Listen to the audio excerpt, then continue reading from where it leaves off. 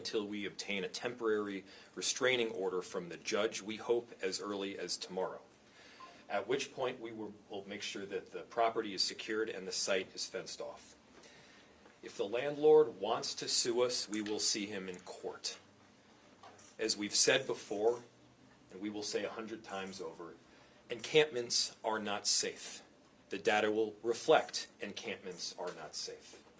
They are not safe for the people living at the encampment, for the people going to the encampment to buy and or sell drugs. They are not safe for the surrounding community. We've talked about the violence and crime that plagues neighborhoods where some of these large-scale encampments and open-air drug markets exist. But it's also important to talk about the vulnerable people that are preyed upon through drug trafficking, human trafficking, and violence. These encampments regularly end with tragedy, with shootings, with fires, and preventable deaths. That is why we close them. That is why we tried to close this encampment on several occasions. It's horrific, it is tragic, but it is entirely unsurprising. We said ahead of time that this kind of thing was likely. Why? Because we've seen it before. When encampments are not closed or prevented from forming, a huge percentage of the time they end in death, they end in fire, they end in literal explosions. Common sense says that is not a good strategy and it is not safe. And making encampments permanent, as some have suggested, is not harm reduction. It entrenches the very harm that they're trying to avoid.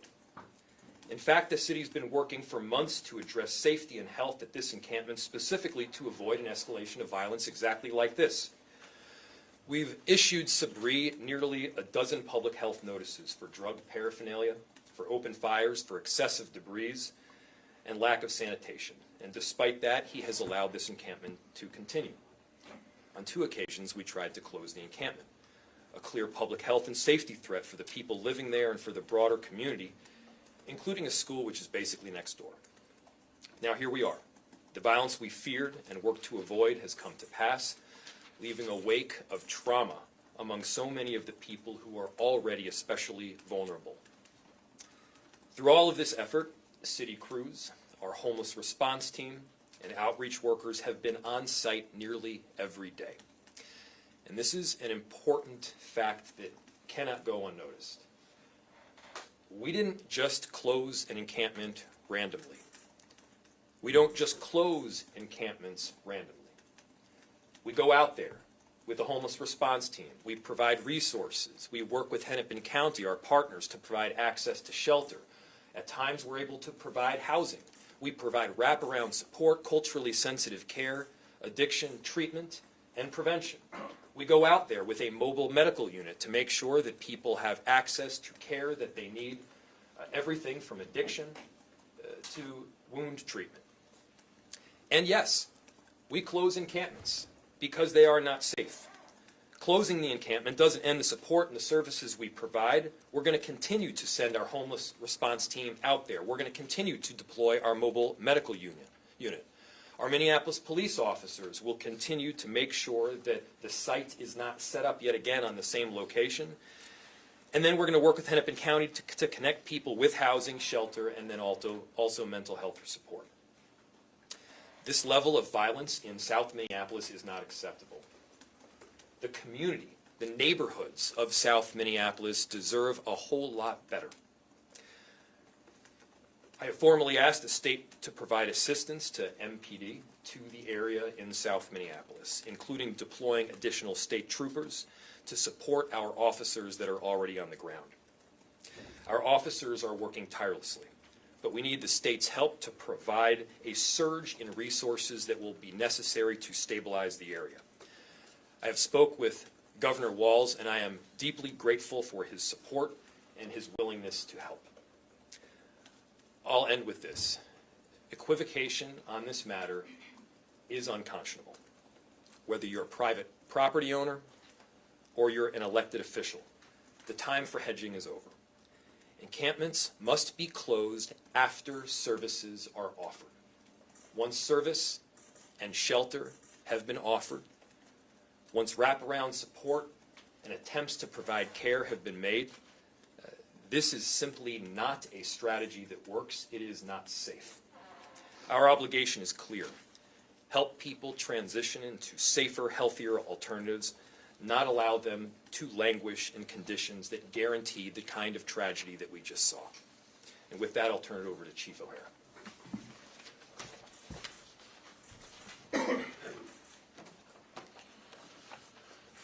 Thank you, Mayor. Thank you for your leadership in getting us additional resources, and thank you for your presence at all of these difficult scenes. These incidents of violence, several of which have been in crowded areas, are deeply troubling. And obviously, families, neighbors, and even children in our community should be safe from that. Minneapolis has been through some very difficult days recently. In the past 24 hours, we've had 2 mass shootings that resulted in 12 victims, having injuries ranging from a man with a graze wound who refused medical aid to 4 people with life-threatening injuries, 3 of whom are very, very seriously injured. Our officers responded immediately to each incident, secured the scenes, and we are actively investigating. In both of these incidents yesterday, dozens and dozens of pieces of evidence have been recovered, videos have been recovered, and we are pursuing a number of leads in both cases. We are devoting every available resource, not only to hold those responsible accountable, but to do everything that we can to try and prevent future violence. Our investigators are following up on leads as we speak, talking with people in the community, reviewing dozens and dozens of hours of video, and working with community members who have already provided us information. Thanks to the mayor, we will have an increased presence along this corridor with both uniformed members of the Minnesota State Patrol, Hennepin County Sheriff's deputies, as well as increased investigative support from the BCA. But as always, we need our community's help. So again, if you saw something, if you know something, please come forward, even anonymously. You can share your information through Crime Stoppers. I also want to commend the men and women of the Minneapolis Police Department, who, like far too many in our community over the last few weeks, have had some very long days. Our officers have been working extremely hard, long hours, running towards danger to protect our city, and experiencing this trauma themselves firsthand. I also want to acknowledge the support of our law enforcement partners who are assisting with these investigations. As the mayor has mentioned, in both of these cases, we were dealing with environments that were permissive for illegal drug use. And these types of environments that cause other people to come to them have been a serious public safety issue for our community. In the area of Lake and Stevens, over the last 28 days, we had 2 prior shooting incidents before this at that location. And additionally, there were a number of robberies, calls for persons with a gun, and in fact another shooting within the immediate vicinity of Lake and Stevens. In the area of the Sabri encampment, calls for service to 911 have been increasing steadily since that encampment has been there. So to the people of the community, we want you to know that we hear your concerns. We're going to continue to work hard and to do everything that we can to stop this escalation in violence. And I'll pass it off to this time to the Director of Regulatory Services, Director Enrique Velasquez.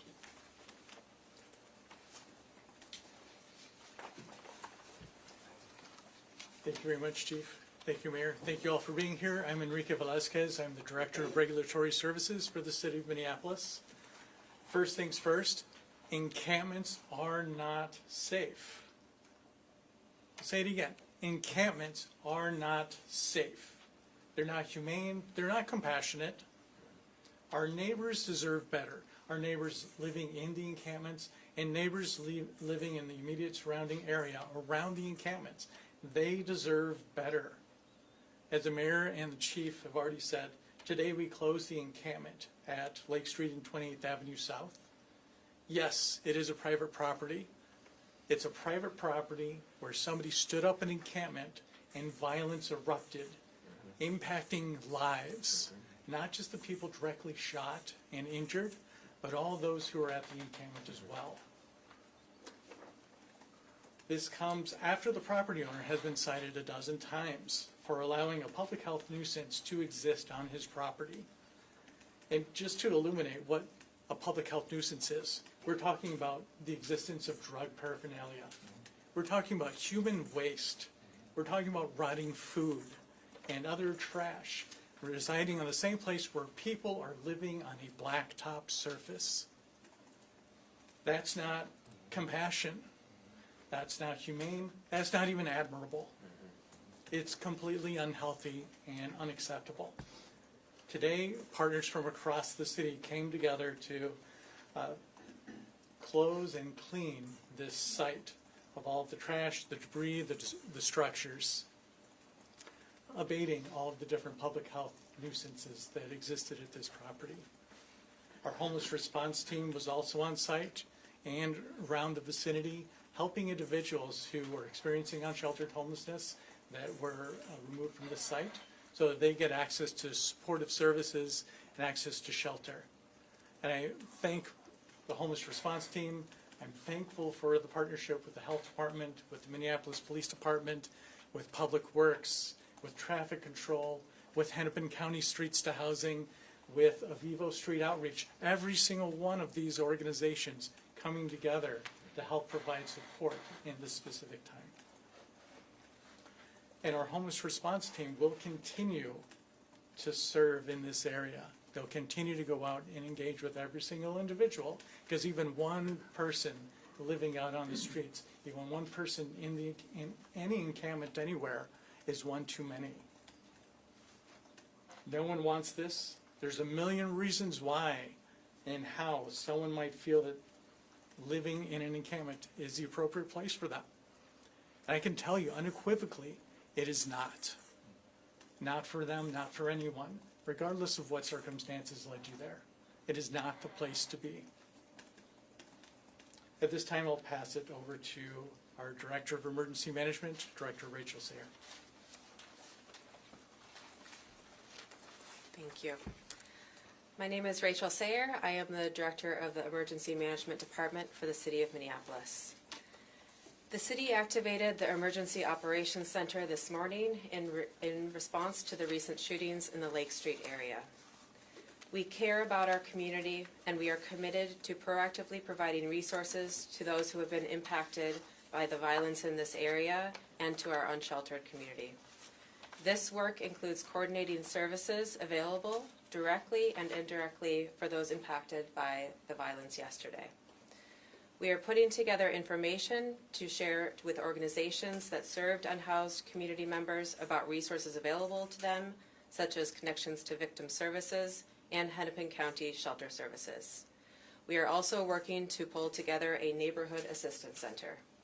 This will be a physical location where anyone from our community who is dealing with the weight of this and the other recent mass violence in Minneapolis can access services and information. This will include things such as mental health support and support for people who are impacted, to assistance from the Department of Public Safety's Office of Justice Program. We are also working with the Red Cross. We are working with the Minnesota Department of Education on outreach to the schools in the immediate area of Lake Street. And we are working on creating information that will be translated into multiple languages for the area. With that, I will hand it back to the mayor. We'll open to questions. Mayor Fry, Mr. Sabri said that he has every intention of bringing the people back over to that lot and letting them stay there. Is this mechanism that you described going to prevent that from happening? Yes, it will. In the immediacy, again, we're making sure that the encampment is secure. However, tomorrow we are moving forward to a judicial hearing where a judge will hopefully make a determination on some form of TRO. So we're looking for injunctive relief that will prevent Mr. Sabri from continuing to have this encampment on the premises. Again, The argument he's making is that this is the compassionate response somehow. This is not compassion. I ask all you, think if one of these individuals, either staying there or going there to buy or sell drugs, was a family member of yours. Think if they were put in harm's way. Consider if they were living in these kinds of conditions. It is not the compassionate approach to simply allow that to happen. To allow a whole set of consequences to happen that ultimately result in people either dying or the encampment itself exploding. That doesn't make sense. So yes, we are going to take every effort to shut it down. Of course, we have the judicial process that we have to go through, which we will respect. And at the same time, I, as mayor, have an obligation to keep people in this city safe. We would have liked to close down this encampment months ago. It is my goal to prevent these senseless deaths from happening from the very beginning. That's my responsibility. And when we aren't able to move forward with that because of a private property owner or because of a bureaucratic sticking point, that's not okay. And so we have this obligation to every single person that lives along that corridor and in the south side. They deserve better, and we're going to stand up for them. Multi-part question here for whoever is able to best answer it. How many people were at this encampment who were removed from there?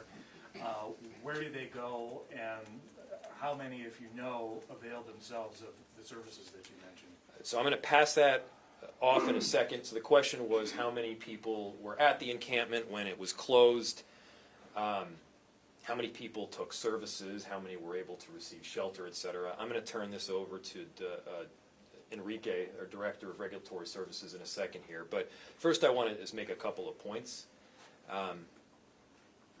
There are people that reside at homeless encampments. There are also a whole lot of people that visit homeless encampments during the day or the night that have another place to stay.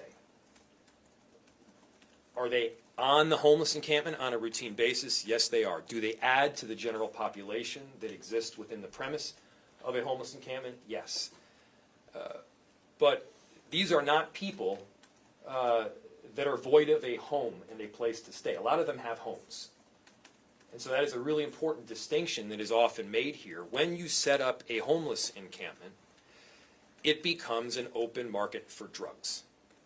When you have this kind of permissive nature at the homeless encampment, you are setting up the ability for somebody that is either addicted or going through a really rough patch in their lives to have a place where they know that they can get those drugs in the very short term or in the immediacy. That's not safe for any of us. And so, again, we have an obligation not just to the people that are living there, not just the people that are going there temporarily, but others throughout the city that now know very well where they can get hard drugs. That's a significant difference from 20 years ago. And it's one that it can't go unnoticed. We got to just tell the truth here. I've been saying this for years. These encampments are not safe. They are not compassionate. Think of the people there as your family members. And now tell me, do you think that would be acceptable for your family member to live there? We need to be treating people that we don't know like they are members of our family. Director, can you give a better rundown as to how many people? Certainly. So to answer the question on how many people were at the encampment, based off of the last visit prior to today, there were approximately 70 to 75 people who were occupying space at the encampment. I can't say conclusively that they were residing at the encampment. This morning, following the shootings that took place, there were approximately 30. And when our outreach teams did engage with individuals, only one person was interested in shelter. We did help secure shelter for them. Mayor Frank, Mr. Sabri says the reason he's doing this is because the city hasn't done enough to help these people. Your reaction to that, and also he says you've never agreed to meet with him in person. I guess I didn't realize that we had a meeting request from Mr. Sabri, but That being said, we've had an administration that has been engaging on a very regular basis with Mr. Sabri, and that is an extension of the work that I am doing as mayor. Moreover, let me tell you about the work that we are doing on homelessness, because we are one of the national leaders in the work that is taking place. Other cities have seen a dramatic increase in homelessness and unsheltered homelessness. In Minneapolis and in Hennepin County, we've seen more than a 30% decrease over the last several years. And that number, by the way, continues to trend down. One of the best ways to end homelessness is to get people homes, is to provide people with a stable home and a roof over their heads. And by the way, we have been doing that at record levels. You don't need to take my word for it. Check the stats. We're providing 8.5 times the amount of deeply affordable homes since before I took office. If Mr. Sabri's argument is that we should be providing 9 times the amount of deeply affordable homes, well, I'm in agreement. Let's go for it. Let's push each other to do better. And at the same time, homeless encampments are not the answer. Homeless encampments are not a mechanism to reduce harm. They entrench harm. How? We've seen it again and again and again. We can give you largely the percentages. In fact, you've reported on how these homeless encampments ultimately close. If they're not closed by us, almost every single time they're closed either by a significant shooting or literally an explosion. A whole bunch of propane tanks next to an open flame bursting into flames, and in this case, right next to a school. We've been saying this isn't safe for months. Mayor, is there a plan if, at least 30 people are not accepting help that we're still at the encampment? Is there a plan for the surrounding neighborhood to make sure that these people aren't hanging around in local alleyways and that they get the help that they need? Yes, we have teams that are going out there on a very, very regular basis. Yes, it is our homeless response team. Yes, it is also Hennepin County, the social service provider. They do an excellent job at connecting people in encampments and on the street to shelter and then permanent housing. There's a coordinated approach to make sure that that takes place. There's a number of service providers and nonprofits that do that critically important work as well. And so, look, the truth is that we do have people out there that are being offered service, and I want to make this exceedingly clear. It's not like each of these encampments are closed without offers for assistance. Offers for assistance have been made again and again. Offers to receive shelter have been made again and again. All we are saying, and I think this is pretty straightforward, is that when those offers for assistance are refused again and again, we can't simply allow for a large-scale encampment that we know will end in a massively dangerous situation. That is a basic thing that you got to stand by if we're going to run a city. That is a basic thing that you got to stand by if you care about people's safety. And we're not backing down. Sabri might sue us. He might come at us in court. This was a particularly difficult situation because, indeed, this was private land. It is private land. But we've got a bigger obligation that is far more important than that to our city and the residents that are in that area. And I went through that encampment last night at like 1 in the morning. I'll tell you, what I saw is not the paragon of safety. It is dangerous. It was not the kind of thing that anybody should be living in. Mayor, you talked about the private land point about this, Yep. and you've also talked about how you want to clear camps from the public right-of-way. You've been more proactive in going after camps on the public right-of-way. Doesn't the fact that a camp of this size and magnitude cropped up on private land show there's a kind of a pretty big loophole in that strategy, or maybe a sort of a sign that that strategy isn't going to work? If you are going to close it's what the activists say. If you throw people off of the public right-of-way, they're going to go into the shadows, or potentially they'll just go to private property, and that's where they're going to stay because there isn't a bed for them. This particular situation is different because the vast majority of time, when there is an encampment on private property, we are able to work with the private property owner. A trespass is issued. there is a legal mechanism to prevent the encampment from forming and then substantially growing. And yes, it works.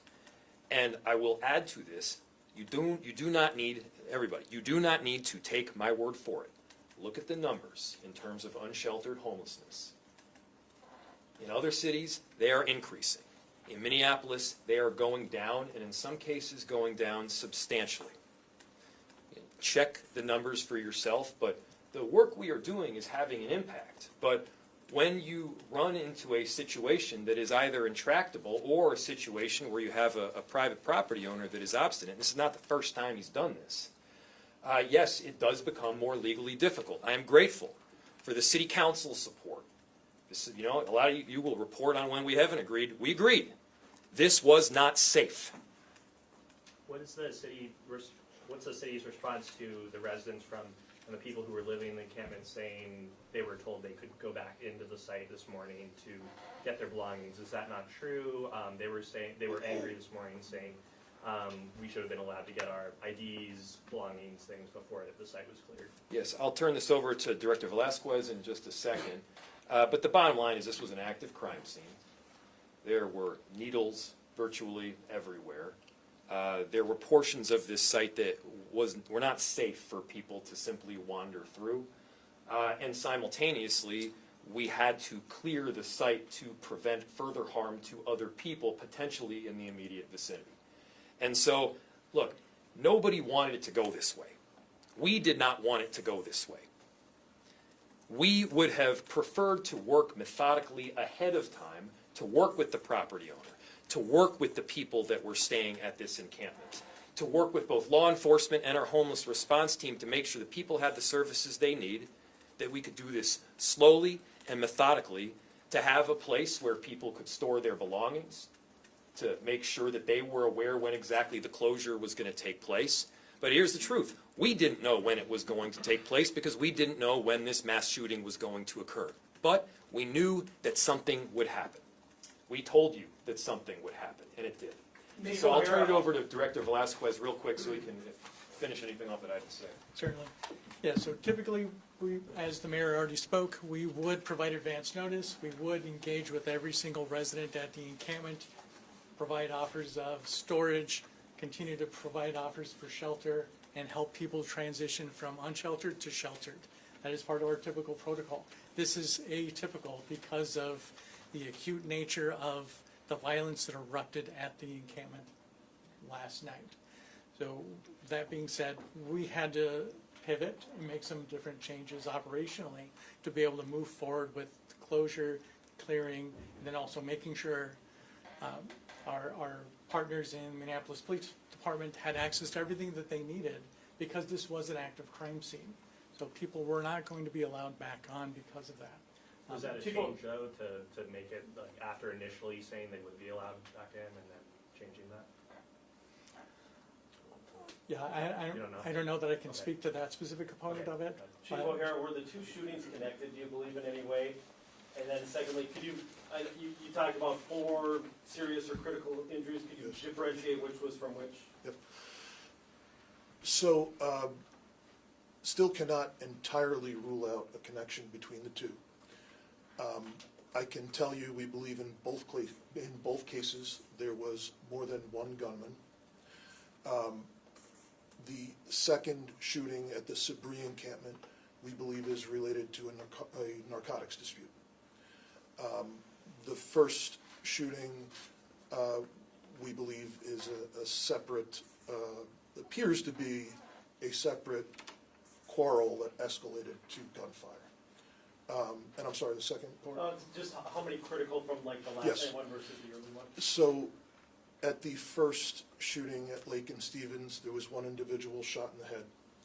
He remains very critical, gravely injured.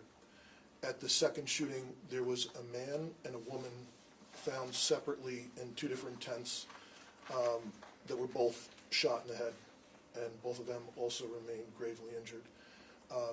And then there's an additional male that was shot in the stomach at the Sabri encampment. We're also considering that a life-threatening injury. All adults? Those are all adults. So 4 victims the first scene, 8 the second? 5 at the first scene. There are 7 victims from the second scene. Last night, we initially reported 8. We did not have everyone positively identified, and there were victims in multiple hospitals. So one victim who was not identified was entered twice in the police report because of multiple officers who were working. That was a mistake. It is 7 victims from the second shooting. Mayor, one last question. Mayor, if lawsuits, citations, public services, social services, that kind of thing, didn't stop what happened last night, then how can the city possibly get ahead of this kind of thing, or can it? Well, your question is if a lot of the strategies that were implemented in this situation weren't able to stop it, what can? Here's the thing. This is different. This has been different. We have been able to get ahead of these kinds of incidents over the last several months in many respects. We have been able to prevent large-scale homeless encampments from forming before they take place. We have been able to get ahead of problematic situations like that in a number of instances. In this case, it's private property. In this case, we issued numerous citations. And in this case, it took us going all the way to a court action and getting approval from the city council to file suit. We would have liked to have done what we did this morning a couple months ago, but we would have liked to have done it in a methodical way that would have more greatly ensured that we were protecting the people that were there. Mayor, because it is private property, will the city go after Sabri to recoup the cost of taxpayer dollars of this effort today? And what any idea what this did cost? I'm going to turn it over to our COO in a second, but as a general rule, yes, we have been charging Mr. Sabri for the additional work that has been conducted. Again, we tried to close it once. We were not able. We couldn't do it safely. We tried to go in a second time to do some substantial cleaning, given the health concerns, and we were not able to do it in full. Can you put a dollar amount on that? So Margaret Anderson Kelleher, COO for the city. So the fines for Mr. Sabri are around $20,000 right now. There are some other costs. We put trash services out there recently, and so there will be cost for that. I believe that we will run north of $50,000 for this cleanup today. And you will ask And we will. That is part of the lawsuit. There are 2 things moving forward. One is will be the filed lawsuit. The other is the request for the temporary restraining order. They go together. Thank you, everyone. Has that suit been filed yet? Is it Yes, in the court yes. system? Okay. There's a hearing tomorrow afternoon. Arrests? Any arrests? None.